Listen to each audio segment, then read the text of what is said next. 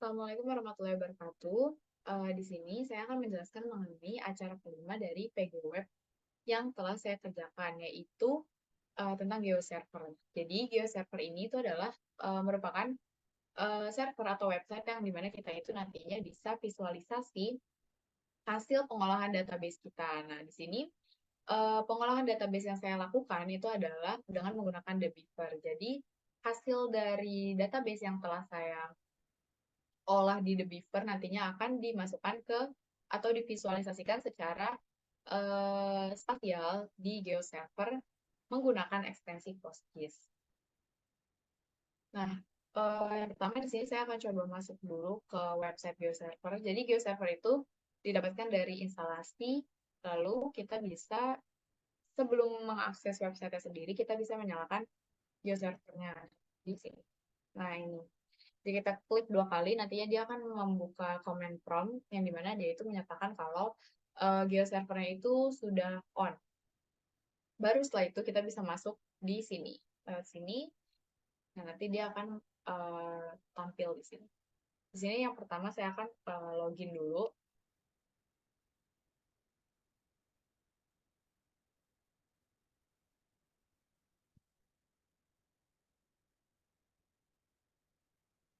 Di sini sudah login. Nah, di sini pertama-tama itu hal yang perlu dilakukan adalah membuat workspaces-nya dulu. Jadi workspace itu adalah wadah untuk project baru di mana nantinya itu workspace itu kita akan hubungkan ke ekstensi yang kita gunakan. Karena di sini saya menggunakan ekstensi PostGIS, jadi saya akan menghubungkan dengan ekstensi PostGIS. Di sini pembuatan workspace barunya bisa melalui menu workspaces di sini, lalu bisa add new workspace. Tapi karena di sini saya sudah membuat dengan nama DIY, jadi di sini workspace-nya sudah tersedia sebagai DIY dan saya buat juga dia sebagai workspace default. Nah, sekarang langkah kedua setelah membuat workspace itu adalah menghubungkan ekstensinya. Jadi di workspace DIY itu kita mau untuk membuat dia itu terhubung ke ekstensi PostGIS. Kita bisa ke stores. Nah, setelah di stores ini kita bisa buat add new store kayak gini, lalu kita pilih yang PostGIS. Nah, setelah PostGIS terhubung, nantinya dia akan masuk seperti ini. Jadi dia itu workspace DIY dan store name-nya itu adalah PostGIS. Sehingga nanti melalui workspace DIY ini kita bisa melakukan visualisasi data yang ada data-data yang terhubung ke ekstensi PostGIS. Nah, di sini karena kita sudah terhubung ke ekstensi PostGIS-nya, kita bisa mengakses data-data apa saja yang ada di PostGIS, utamanya data yang spasial. Kita bisa lihat data-datanya itu di sini.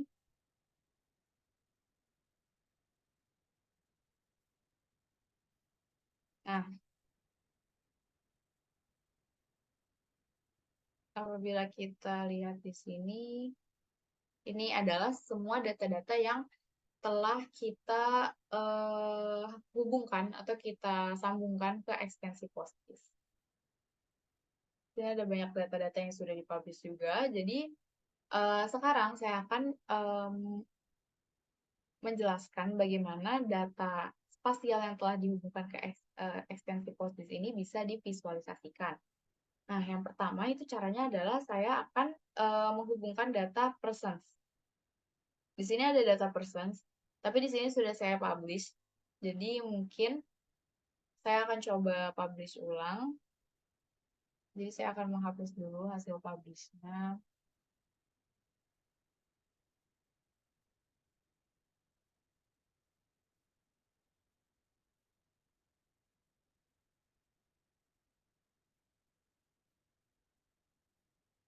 Oke.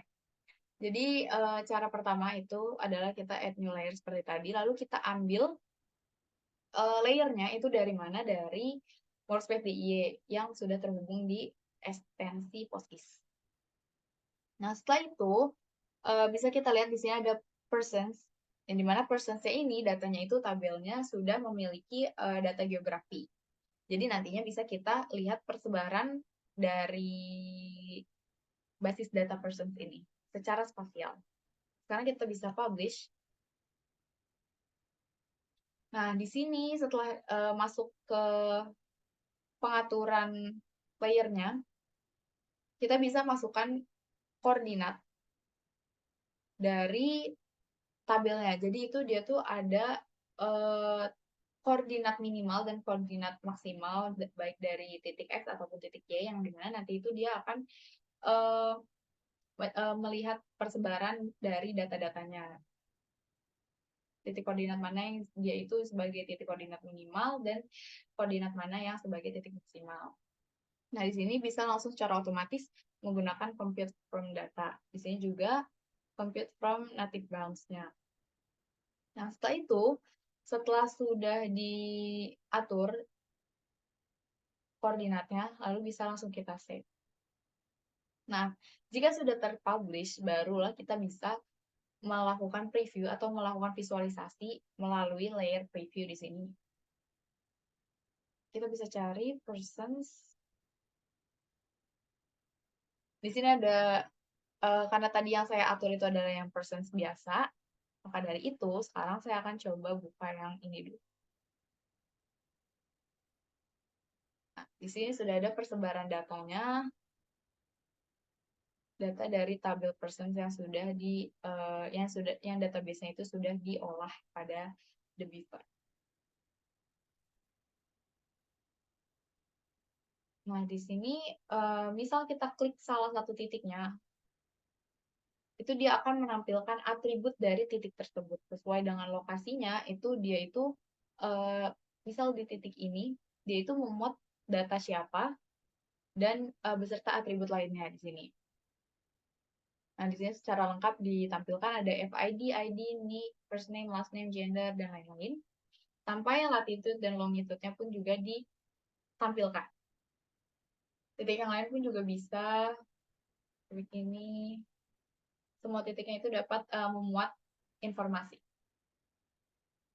Nah, selanjutnya sekarang saya akan melakukan visualisasi data yang sama, masih persons juga, tetapi dia itu yang diambil tuh tidak semua data seperti ini. Jadi karena ini asli, data tabel atau data atribut yang ditampilkan itu asli dari tabel persons ya, jadi dia itu memuat semua atributnya.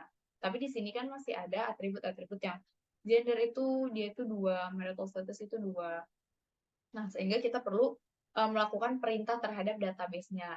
Nah, di sini saya akan memvisualisasikan data spasial yang tersebar ini dengan atribut-atribut yang dia itu sudah terpilih. Jadi hanya filter tertentu yang akan ditampilkan berdasarkan kode-kode pada tabel lainnya seperti tabel gender, marital status, dan job.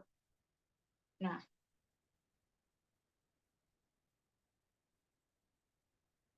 caranya itu adalah hampir sama seperti sebelumnya, namun di sini caranya itu adalah dengan membuka layers dan kita membuat layer baru tentunya dari DIY PostGIS. Lalu kita ambil yang persons lagi. Tapi karena di sini persons sudah terpublish, jadi kita bisa langsung menggunakan ini SQL. Nah, di sini bisa diberi nama. Nah, di sini SQL-nya itu fungsinya adalah untuk memanggil tabel-tabel dari tabel persons yang akan kita visualisasikan, namun hanya filter tertentu atau dengan perintah tertentu. Misalkan untuk mengambil kode dari yang gender tadi dari tabel lain, dari tabel gender misalnya, dan juga marital status, job title ID-nya, dan lain-lain yang masih berupa kode atau yang memang tidak ingin ditampilkan pada field tabel yang akan kita visualisasikan. Nah, di sini kebetulan saya sudah menggabungkan data-data yang saya akan visualisasikan melalui The Beaver.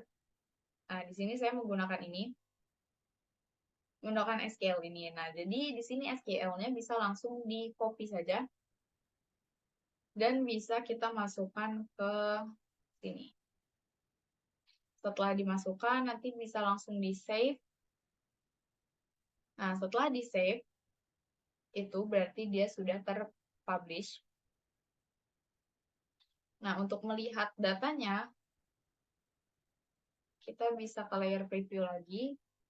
Di sini saya menggunakan nama persons pool yang ini untuk visualisasi data yang menampilkan field-field tertentu saja.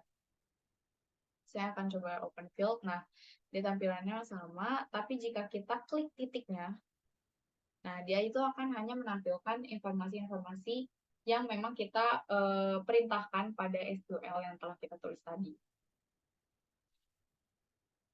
Nah, di sini bisa kita klik titik-titik yang lainnya.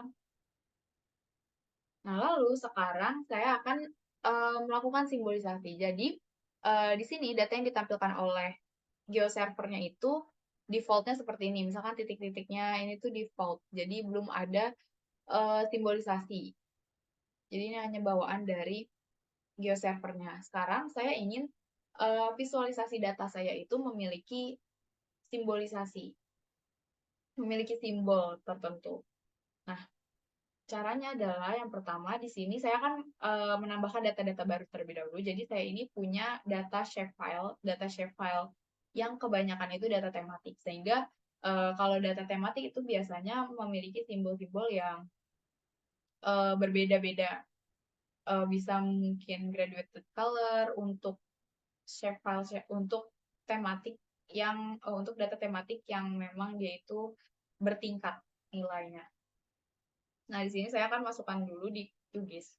Yang pertama ada seperti biasa menambahkan datanya dulu.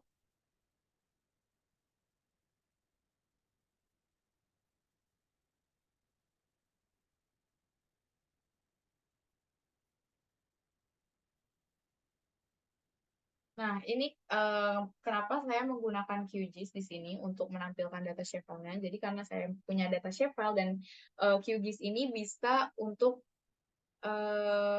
mengolah data shapefile serta menampilkan. Jadi saya akan menampilkan data shapefile-nya di QGIS dulu. Serta QGIS ini juga dia itu bisa terhubung kepada ekstensi PostGIS. Jadinya kita menggunakan software QGIS ini yang dia itu bisa dua arah. Jadi dia bisa menampilkan serta menghubungkan ke ekstensi QGIS-nya. Nah, setelah itu, di sini yang kita masukkan itu masih data biasa, masih data shapefile biasa yang kita ambil dari directory laptop.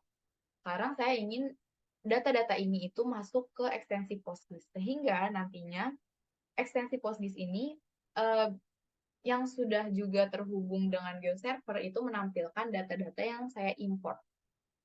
Data-data dari shapefile ini. Caranya adalah kita ke database manager, lalu buka database yang akan kita tambahkan layernya. Nah, di sini saya akan tambahkan di database ini, lalu bisa langsung diimport. Nah, di sini kita bisa masukkan data-data apa saja yang akan diimport. Nah, ini sebanyak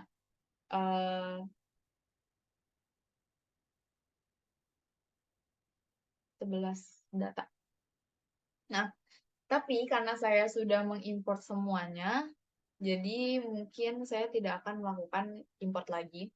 Tapi di sini bisa kita lakukan import misal jumlah penduduk, lalu dibuat public, dan di sini primary key serta create spatial index-nya pun diaktifkan, dan lalu oke. Nantinya, setelah berhasil diimport, dia akan muncul di PostGIS. Nah, seperti ini. Di sini data-datanya sudah muncul semua yang saya akan tampilkan.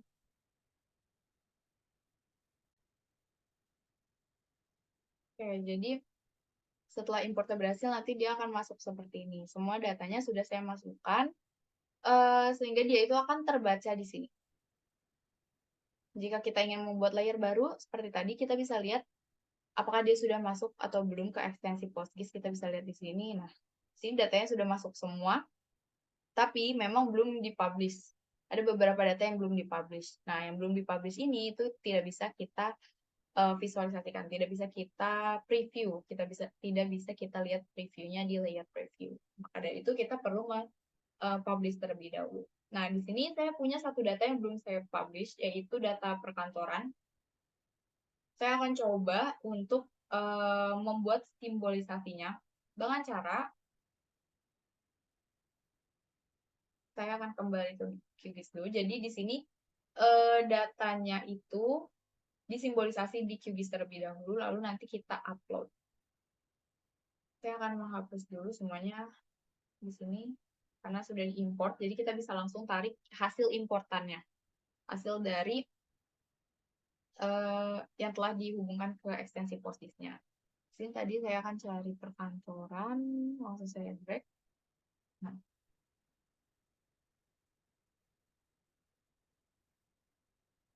saya akan melakukan simbolisasi berdasarkan remark. Di sini ada kantor camat, kepala desa, dan kantor bupati.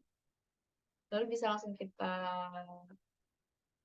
simbolisasi di sini menggunakan categorize aja, lalu menggunakan remark. Nah, di sini sudah ada datanya, ada kantor bupati, kantor camat, dan kepala desa yang saya buat simbolnya itu dia berbeda-beda. Nah, setelah itu bisa kita apply di sini, kita bisa lihat dulu. Nah, setelah sudah semuanya, lalu kita oke, kita style, lalu kita save stylenya.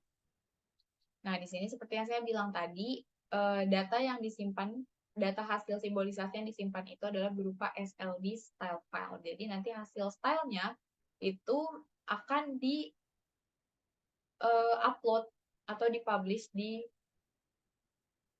GeoServer. Di sini saya akan membuat namanya terlebih dahulu. Oke. Lalu kita save. Oke. Lalu di sini di oke. Nah, kita ke bagian styles untuk menambahkan stylenya terlebih dahulu dengan cara new style. Nah, kita langsung upload saja yang SLD yang telah kita upload tadi. Ada perkantoran. Lalu kita upload. Nah, di sini ada preview legend-nya. Bisa kita lihat, dia itu akan menampilkan legenda seperti ini. Ada kantor bupati, kantor camat, dan kepala desa, dan warna-warna yang telah kita pilih tadi. Setelah itu bisa kita validate terlebih dahulu, lalu jika tidak ada kesalahan bisa langsung kita save saja. Nah, selanjutnya kita akan mengupload layernya. Kita ambil dari PostGIS dan di sini kita ambil perkantoran yang belum dipublish. Nah, di sini juga bisa kita masukkan. Nah, kalau dia itu sudah terpublish, itu dia saya sebelumnya telah mencoba, itu dia tidak bisa diganti stylenya dengan cara publish again, itu tidak bisa. Jadi mungkin caranya adalah di unpublish dulu atau dihapus dulu dari layer, lalu kemudian nanti bisa di add lagi dan mengatur stylenya. Tuh. Lalu sini kita publishing. Nah, publishingnya kita ganti default stylenya ini, kita ganti jadi style yang tadi kita telah upload dengan nama kantor.